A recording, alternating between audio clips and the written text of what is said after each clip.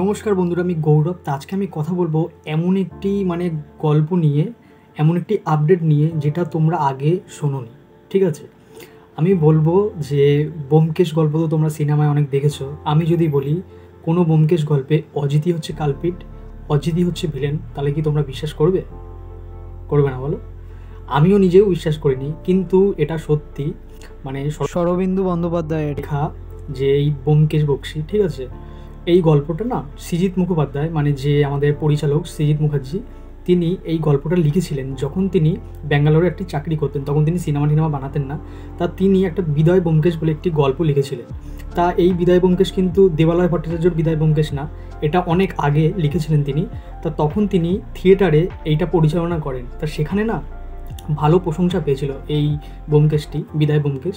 তা সেখানে দেখানো হয়েছিল ব্যোমকেশ বয়স্ক হয়ে যাবে। তা সেখানে যখন সে রহস্য করে লাস্টে বের করে, তখন দেখা যাবে অজিত, তার অ্যাসিস্ট্যান্ট, তার বন্ধু, অজিতই হচ্ছে কালপিট, অজিতই হচ্ছে ভিলেন। তা ব্যোমকেশ তখন কী করবে? তখন সে পুলিশের কাছে না ধরে তাকে বিষ খেতে দেবে। তা ক্লাইম্যাক্সে অজিত বিষকে মারা যাবে।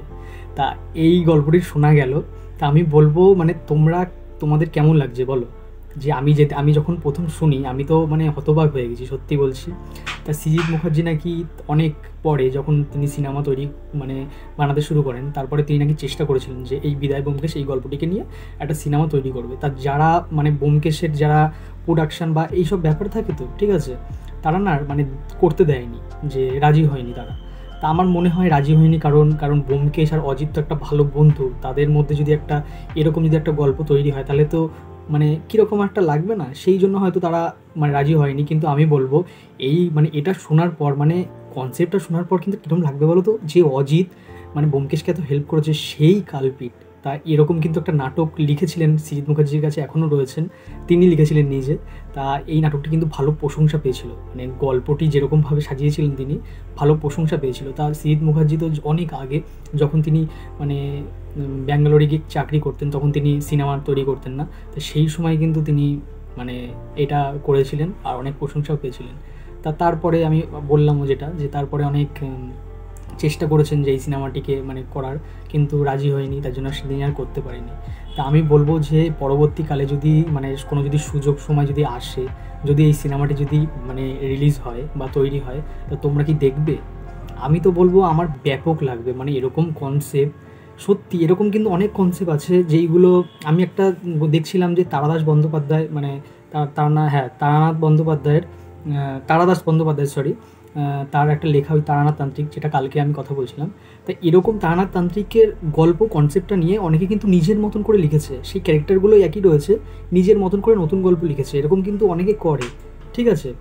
তা এরকম সৃজিত মুখার্জি যেরকম করেছে, যে এই গল্পটিকে তিনি নিজের মতন তৈরি করেছেন, বিদায় ব্যোমকেশ একটি গল্প বানিয়ে, তখন কিন্তু এটাই শেষ।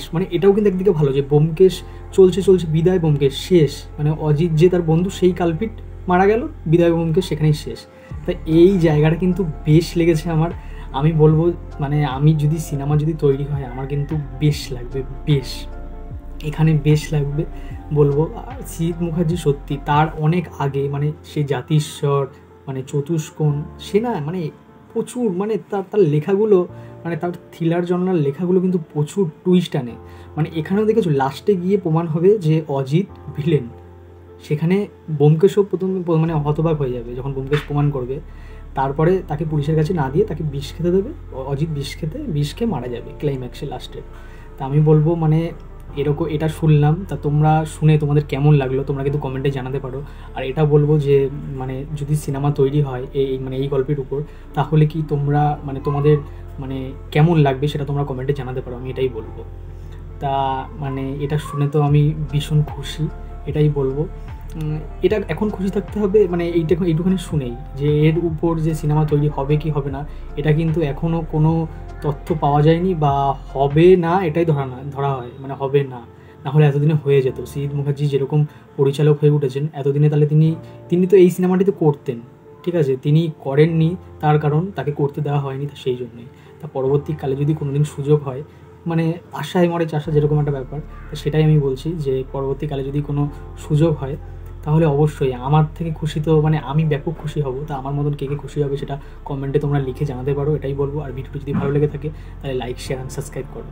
আর এরকম মানে ভালো ভালো যদি তোমরা মানে ভিডিও জানতে চাও, রিভিউ জানতে চাও বা আপডেট জানতে চাও তাহলে চ্যানেলটি সাবস্ক্রাইব করো। আর আমি একটাই কথা বলছি, তোমরা কি শর্টস চাও? মানে এই মানে কথাটি কিন্তু আমি শর্টসে বলতে পারতাম, তা আমি ভাবলাম যে না এখানেই বলি। তা তোমরা সেটা কমেন্টে জানাতে পারো, কারণ তোমরা যেটা বলবে সেটাই কিন্তু করব। কারণ মানে শেষে তো তোমরাই ভিডিওটি দেখো, মানে তোমরা যেরকমভাবে দেখবে আমরা সেরকমভাবেই তৈরি করব, মানে আমি সেরকমভাবেই তৈরি করব। তা লাস্টে একটাই কথা বলবো, যে আবার বলছি যে ভিডিওটি যদি ভালো লেগে থাকে তাহলে লাইক, শেয়ার অ্যান্ড সাবস্ক্রাইব করো। তাহলে দেখা হচ্ছে পরের ভিডিওয়ে।